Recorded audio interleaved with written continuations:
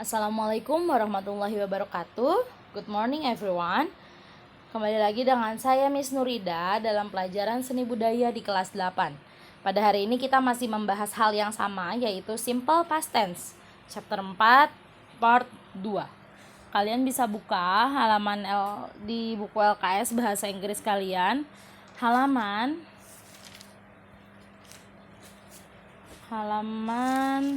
31. Oke, kita akan bahas yang kelanjutan dari materi minggu kemarin.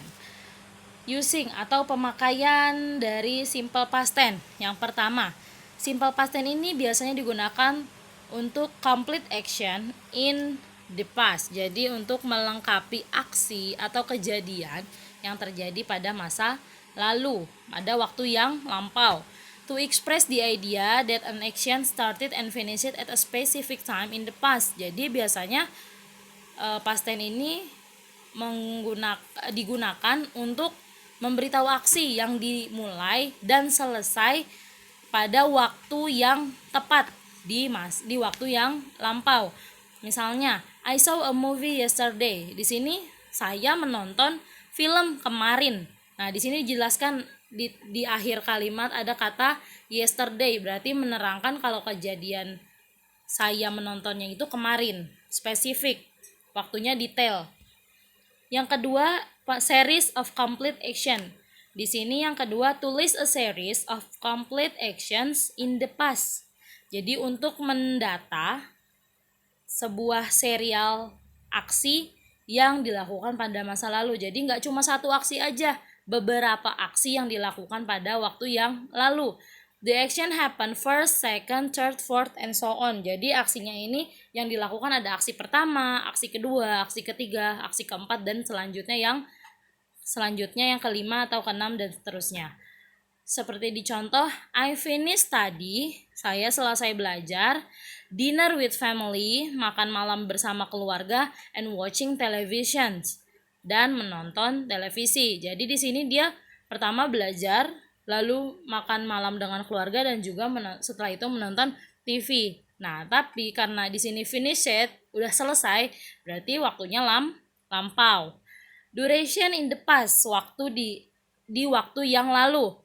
It can be used with a duration which starts and stops in the past. Jadi past tense ini bisa digunakan dengan durasi yang dimulai dan berhenti pada waktu lalu. It expressed with bisa diekspresikan dengan for 2 hours, selama 2 jam, for 3 years, selama 3 tahun. Seperti di contoh, I lived in Surabaya for 3 years. Saya tinggal di Surabaya selama 3 tahun.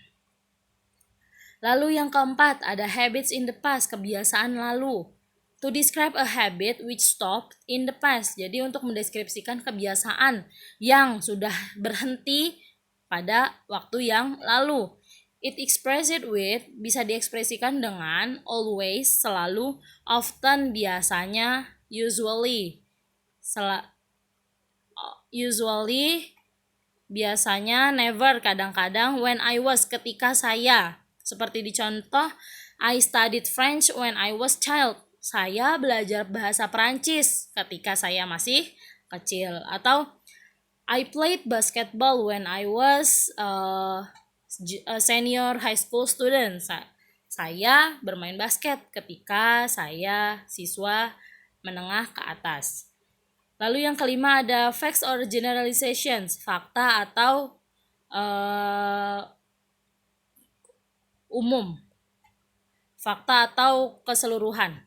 To describe past, facts or generalizations which are no longer true. Jadi untuk mendeskripsikan fakta yang terjadi di masa lampau atau menyebutkan keseluruhan tapi sudah tidak terjadi lagi. Jadi facts-nya ini kamu dulu ngelakuin ini tapi sekarang enggak, seperti itu. Seperti di contoh, she was shy as a child. Ketika masih kecil dia pemalu, but now she is very outgoing. Tapi sekarang dia sangat mudah bergaul. Jadi dulu dia seperti apa, nah sekarang dia seperti apa, seperti itu.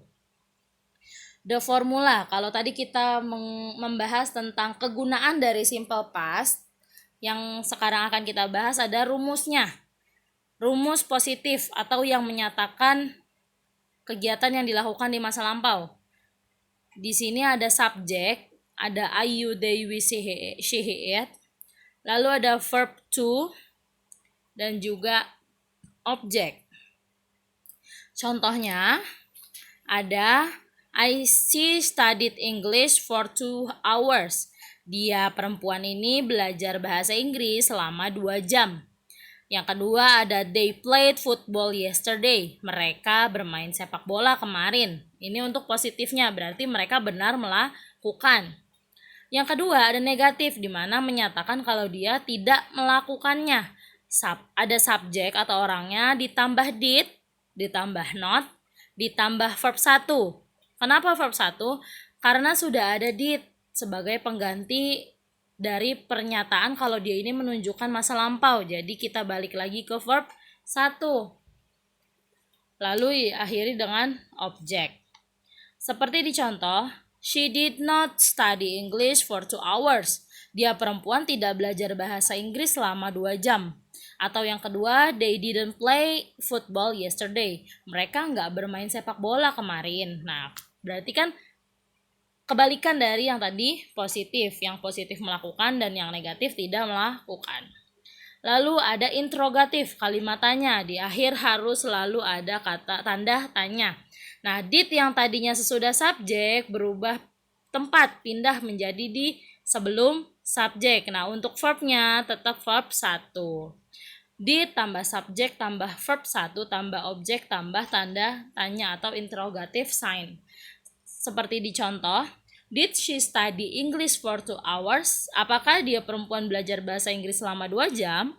Atau yang kedua, did they play football yesterday? Apakah mereka bermain sepak bola kemarin? Nah, jadi di sini ada positif dia melakukan, negatif dia tidak melakukan, dan interrogatif menanyakan apakah benar dia melakukannya atau tidak.